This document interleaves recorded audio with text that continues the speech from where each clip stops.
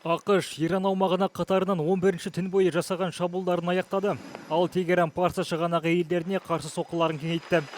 Аймақтағы шиеленістің күшею фонында Пәкістан екі ел арасындағы жақында ғана күйреген уақытша келісімді сақтап қалу үшін дипломатиялық күш-жігерін арттырды. Пәкістандық шенеуніктер сейсенбі күні Иранның ішкі істер министрі Ескандор Моминимен кездесті. Сонымен қатар Трамп Тегеранмен келіссөздер жүргізуге ешқандай қызығушылық танытпайтын сыңай көрсетті. They want to desperately meet, and until they're ready to meet in a meaningful way, we have no interest in even. Оған қоса соғыстың шығындары да еселеп артты. ақш қорғаныс министрі Пит Хэтчет сейсенбі күні Сенатта сөйлеген сөзінде Ирандағы соғыс ақшқа осы уақытқа дейін 37,5 миллиард доллар шығын әкелгенін мәлімдеді. Do you have a new estimate about what the war has cost us so far in this, the 5th month of the first year of this war in Iran? Senator, the estimate we have as of today is $37.5 billion.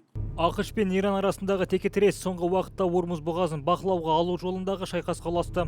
Бұғаз арқылы өтетін теңіз қатынасы негізінен тоқтап қалып, бұл жаһандық жеткізу тізбегін бұзды және бүкіл әлемде мұнай бағасының күрт өсуіне түрткі болды.